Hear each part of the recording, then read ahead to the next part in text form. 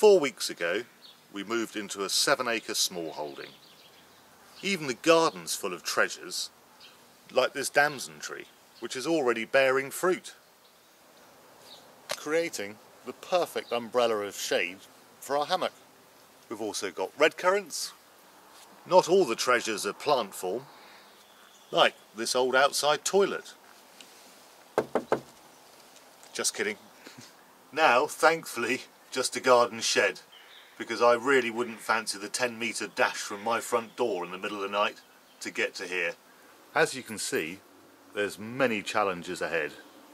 And here's a view of the garden from the greenhouse.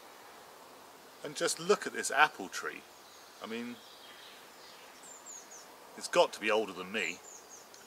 We've got a number of old sheds which are in desperate need of repair.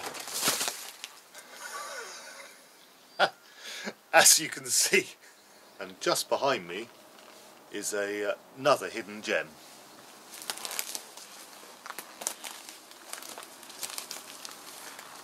It's an old beekeeper's shed. I can't resist. Let's take a look. As you can see, it's a little bit overgrown. So here's a place where time has stood still for I don't know how long.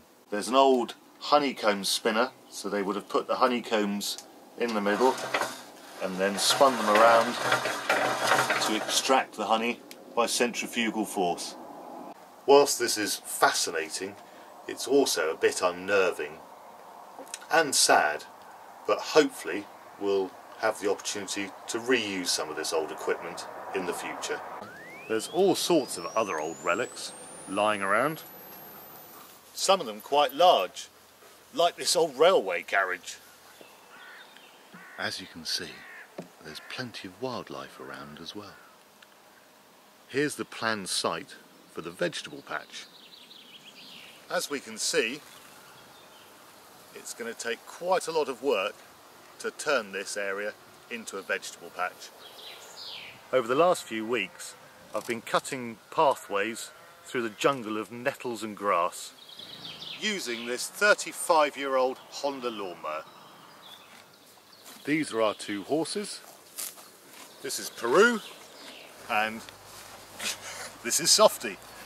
And this is their water supply, which may not look very exciting, but this is actually supplied from a spring up in the woods. So they're the only horses I know with Volvic water. And this is what we call the orchard field, which is just above the house. This is the first of many apple trees in this field, hence the name. And have a look at this. It's completely hollow.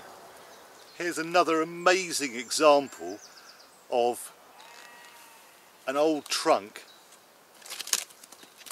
that is completely disintegrated, and the old tree that's fallen over, and yet out of this we've got 3 or 4 branches growing out, and there's still branches growing out of this old trunk, and then over to the side here a whole number of trees have sprung up out of the old stump. Here's a challenge for the future. An old dead oak tree, about 40 feet tall, and this will be our potential supply of firewood to see us through the winter. And I have to say, I am feeling very nervous about trying to fell it. This is our top track, running all down the edge of a stone wall, with our woodland which runs down to the main road. And the track was about this deep in nettles all the way down it, and I've cleared it bit by bit over the last 4 weeks using these tools. My poor old strimmer, and to be honest this job was beyond its capabilities, a pair of clippers and a pair of long reach clippers. This may seem a bit excessive, but I'm clearing the track for my wife Maz to ride her horse down.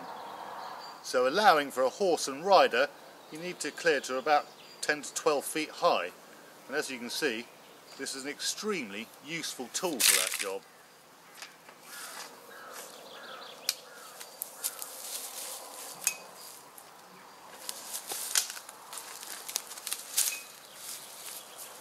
Perfect. So this is the view from our bedroom window. And just over that hedge and over the road is our fifth and last field. Let's go and have a look. And this field holds the biggest surprise of all. Follow me. When I first saw this, I was just blown away.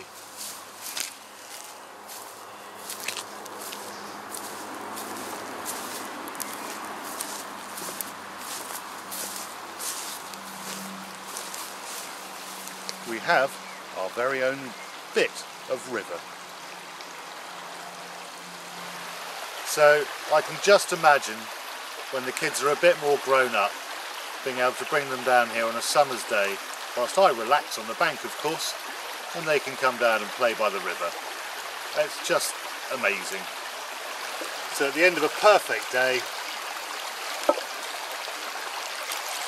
what better way to end? Relaxing by the river, brewing up a cup of tea. Thank you for watching and joining us at the beginning of our journey at High House.